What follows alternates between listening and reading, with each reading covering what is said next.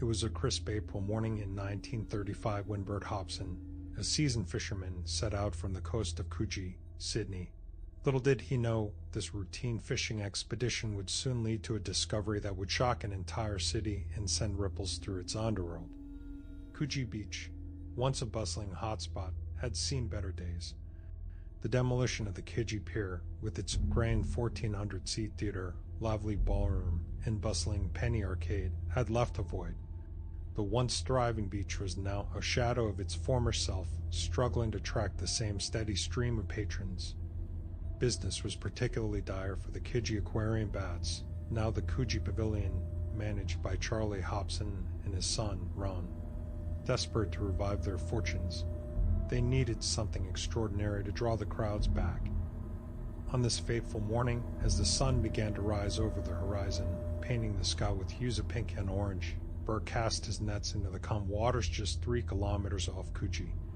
Hours passed, and just as the morning light fully embraced the day, he felt an immense tug on his line. The struggle that ensued was unlike anything he had ever experienced.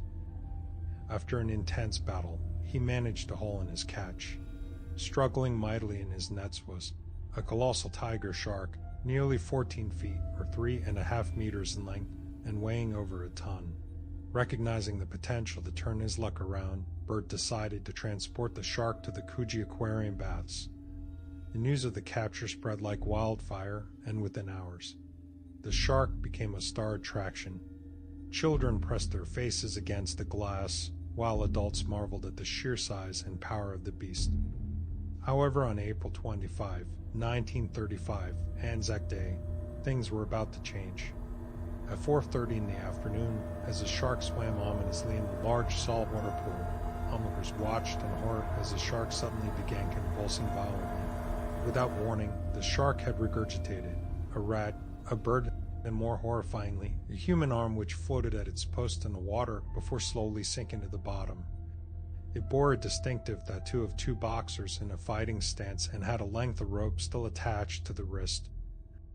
The police were immediately notified, and through forensic examination, the arm was quickly identified to be James Smith, a former boxer and small-time criminal. What left the forensic team utterly shocked was that the arm was cleanly cut at the shoulder. From this they concluded that the arm had been severed with a knife instead of being torn off by the shark. This was no shark attack, it was a murder.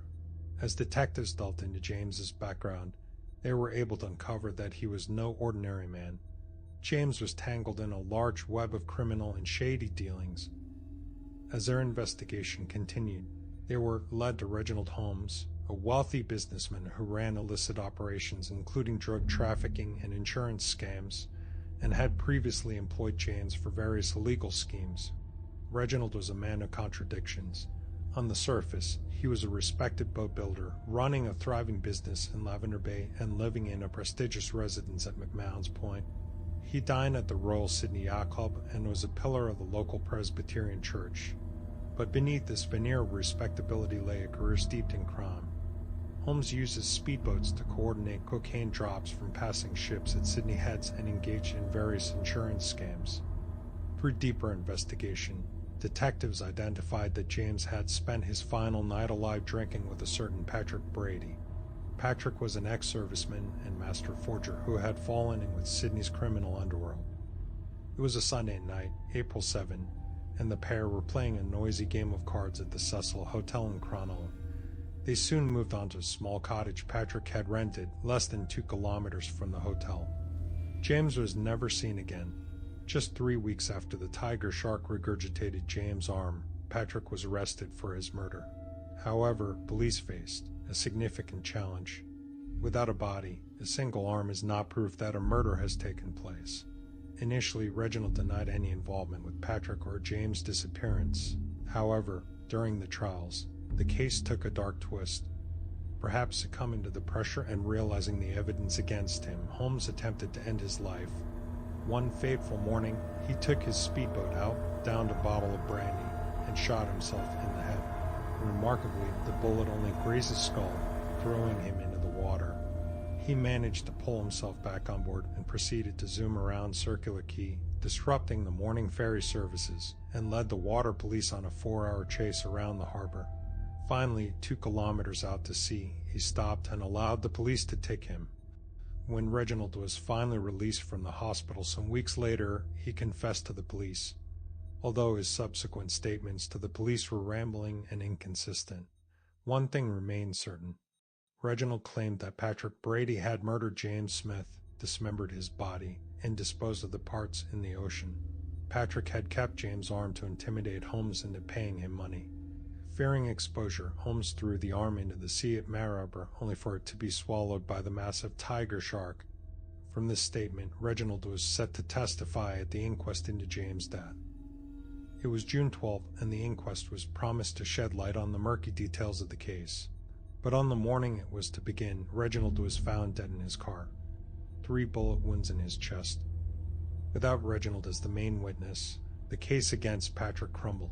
Despite the compelling narrative and the gruesome evidence provided by the shark, the lack of direct evidence led to Patrick walking free.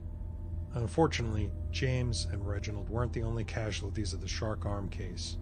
Shortly after regurgitating the arm, the tiger shark from the Coogee Aquarium was killed and examined. The autopsy turned out to be a waste, as no additional body parts were found. James Smith's body was never found, and to this day, the shark arm case remains one of Australia's most infamous unsolved murders. A chilling tale where the sea depths and the dark underworld of crime intersected in the most unexpected manner. Although Reginald's death was officially ruled as a suicide, we don't really know for sure what had really taken place. Let us know in the comments what you think. If you enjoyed this story, don't forget to like and subscribe, and let us know other stories you want us to post.